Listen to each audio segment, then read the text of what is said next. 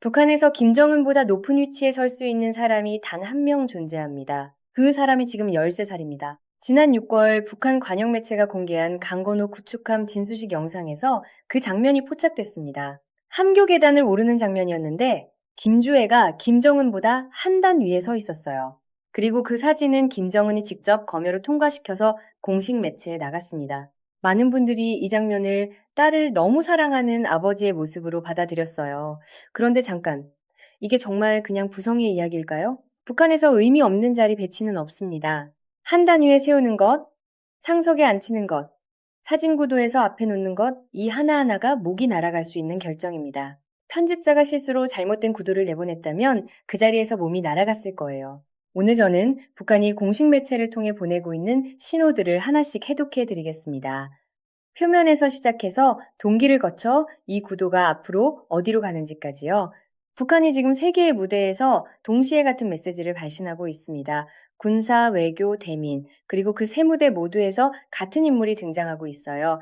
우선 무대부터 살펴봅시다. 지난 6월 24일 원산갈마 해안관광지구가 개장했습니다. 10년 공사였어요. 4km 해변을 따라 호텔, 쇼핑몰, 워터파크, 복합 리조트를 세웠는데 북한 스스로 동해의 국보급 황홀한 관광 명소라고 자평했습니다. 트럼프도 지난 1월 김정은이 엄청난 콘도 잠재력을 보유하고 있다며 투자를 언급했을 정도예요. 이 공간을 이해하려면 지도를 한번 봐야 합니다. 원산은 금강산 바로 위에 있어요. 위로 올라가면 러시아로도 중국으로도 갈 수 있습니다. 지리적으로 절묘한 위치예요. 김정은의 원래 구상은 제2의 마카오였습니다.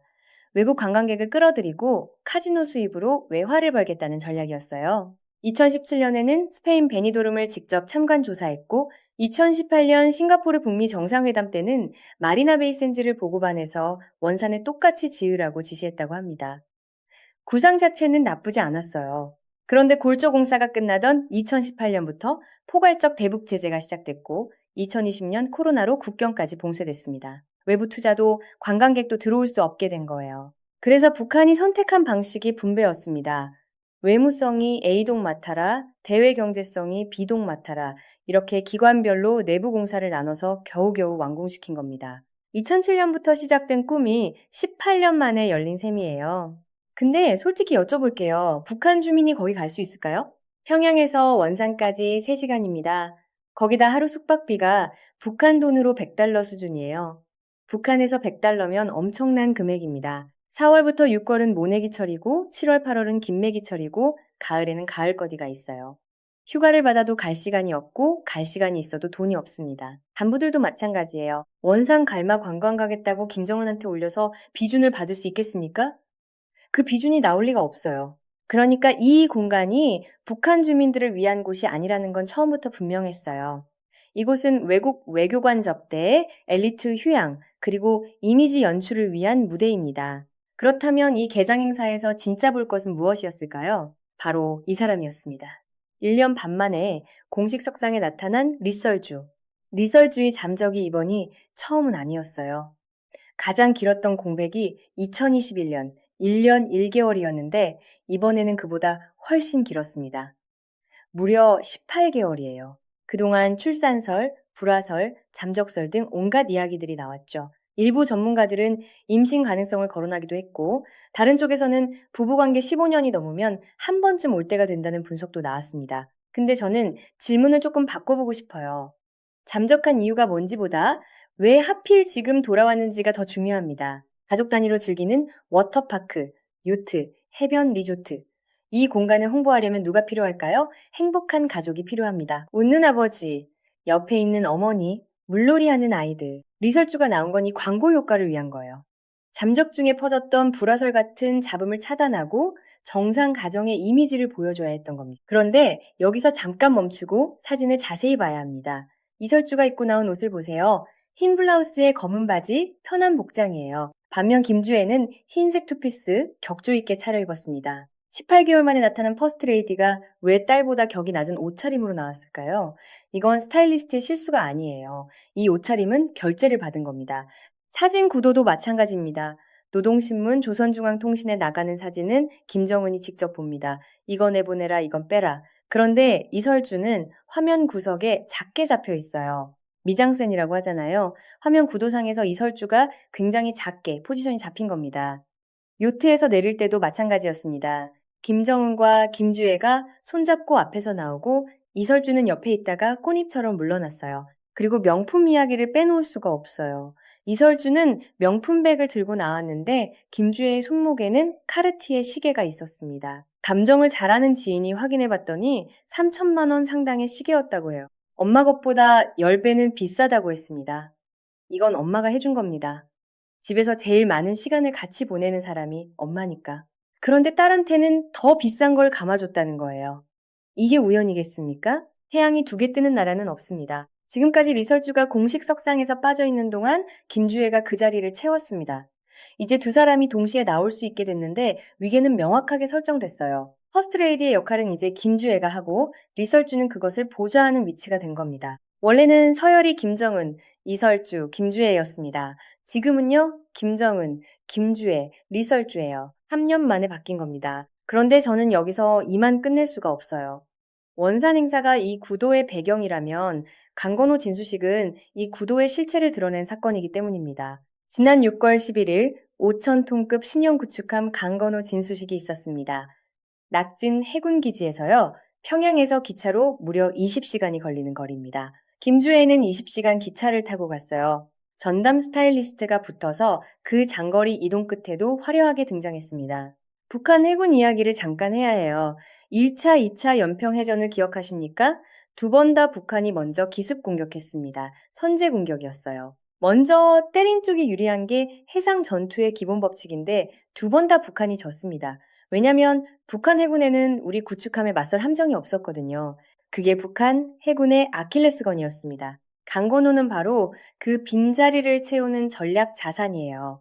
김정은 입장에서는 수십 년 묵은 수건 사업이 완성된 날이었습니다. 이 중요한 행사에 김주애를 데려갔습니다. 그런데 이번 진수식에서 딱 한 장면이 포착됐는데 이걸 보고 저는 판단을 바꿨습니다.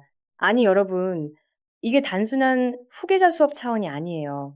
4월에 있었던 다른 진수식 사진과 비교해보세요. 그때 김주애는 아빠 옆에 서 있는 딸의 모습이었어요. 아버지를 따라온 아이. 그런데 6월 강건호 진수식 때 열차 안브리핑 장면이 나왔는데 김주애가 군 간부들과 같은 테이블에 앉아 있었습니다. 그것도 상석에요. 맞은편에 새로 임명된 해군사령관 박광석, 그 옆에 총참모부 관계자, 그리고 군수공업부 제1부장 김정식. 이 자리가 어떤 자리냐면 북한 군수 전체를 총괄하는 핵심 인사들이 모인 자리입니다. 그런데 그 테이블에 빈 의자가 3개 있었어요. 여기서 잠깐, 이게 왜 충격이냐고요? 북한에서 빈 의자 3개를 두고 앉는 자리 배치는 그냥 나온 게 아닙니다. 급이 안 되면 애초에 그 자리에 앉지 않아요. 있어서도 안 됩니다. 빈 의자는 그 의자에 앉을 수 있는 격의 사람이 없다는 뜻이에요. 그 테이블에 군수 핵심들이 앉아 있는데 그들보다 상석에 13살의 김주애가 앉아 있었습니다. 조선시대 격쟁이라는 게 있었어요. 왕이 행차할 때 백성들이 징을 치면서 억울한 사연을 고하면 왕이 직접 들어야 했습니다. 왕만 들을 수 있는 거예요. 그 옆에서 같이 들었던 내신은 어떻게 됐을까요? 왕의 귀를 대신하는 격이 되어버리니까 숙청이에요. 지금 김주애가 북한 주민들의 고해를 김정은과 나란히 듣는 자리에 서 있습니다. 그게 어떤 의미인지는 설명이 필요 없겠죠. 그리고 강건호 계단 장면.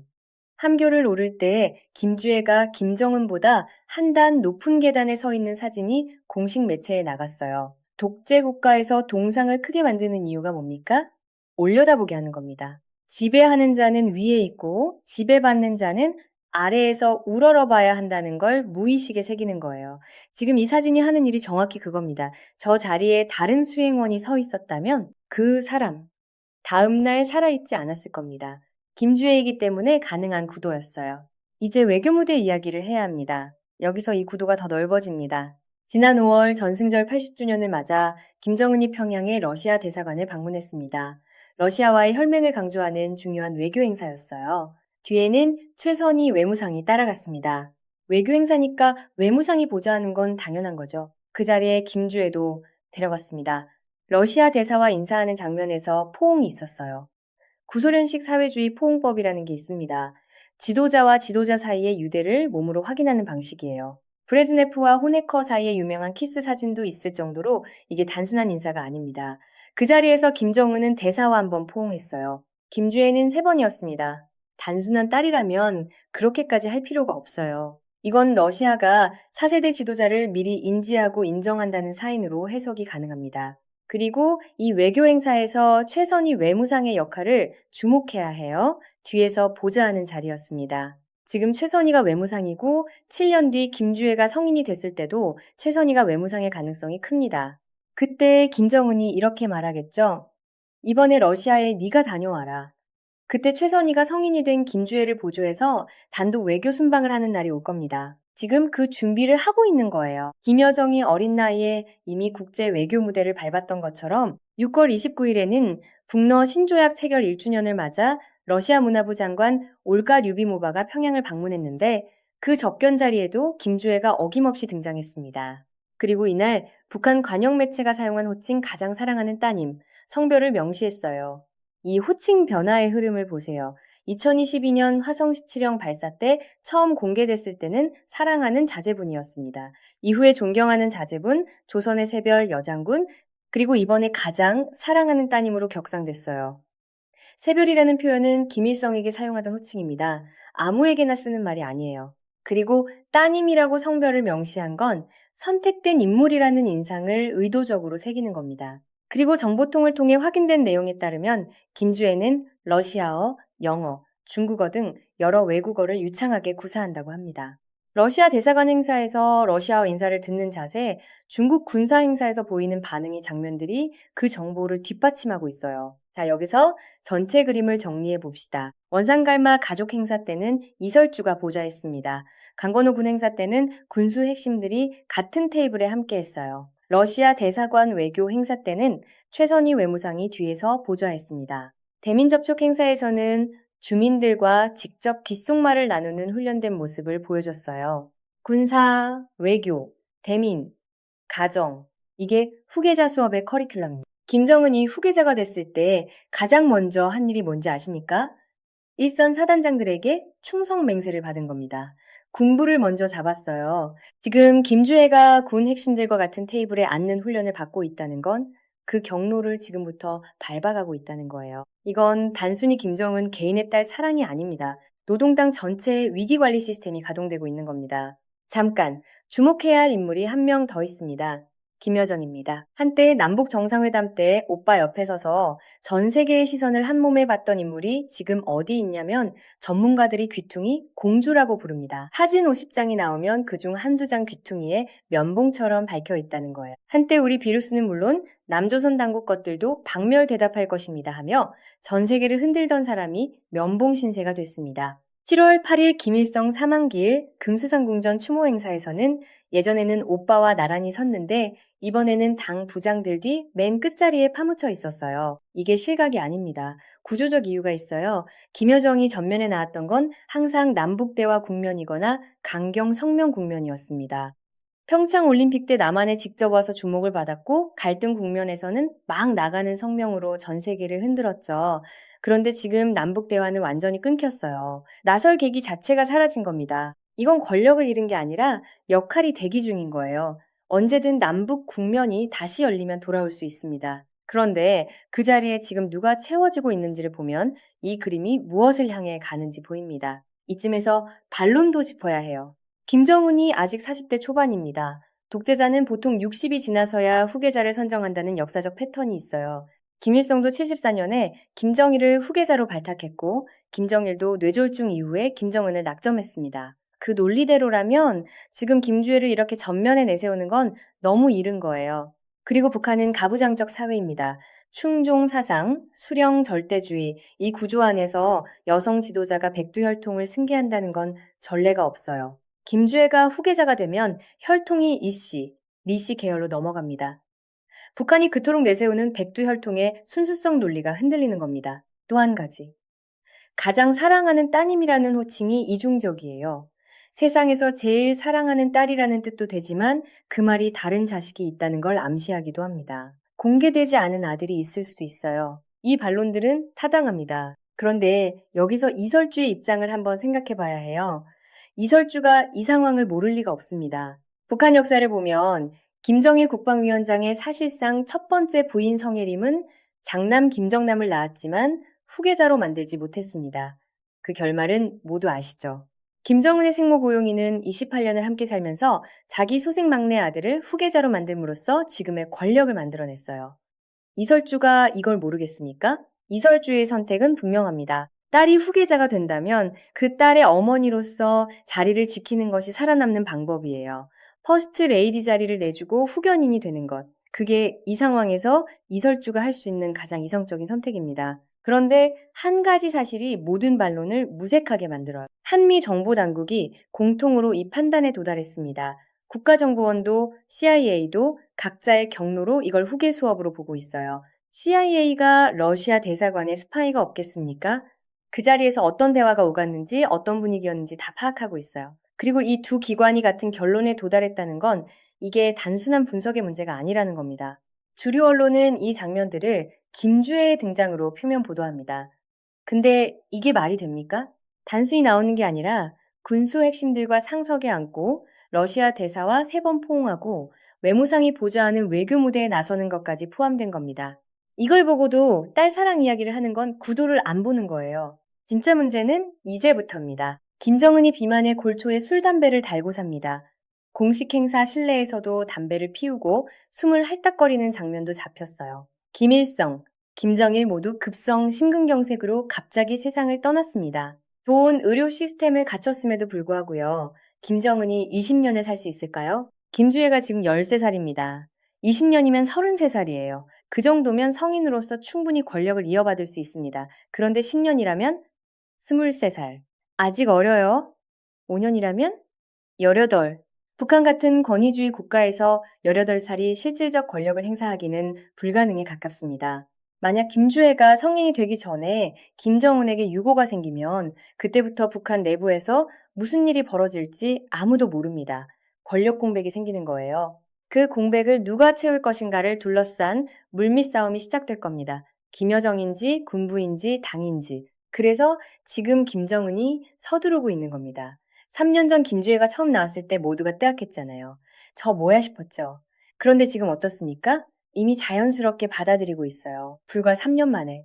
4년만 더 가면 이건 그냥 넘어가는 기정사실이 됩니다. 그게 이 전략의 목표예요. 어릴 때부터 노출시켜서 기정사실로 만들어버리는 것, 이건 아빠의 딸 사랑이 아니에요. 국가 위기관리 시스템입니다. 마지막으로 한 가지 질문을 남기고 싶습니다. 지금까지 우리가 본 것들, 원산 행사의 무대, 강건호의 상석, 러시아 대사관의 3번 포옹, 호칭의 격상, 이설주의 후퇴, 김여정의 귀퉁이, 이 모든 것이 딸 사랑의 표현이라고 보시겠습니까?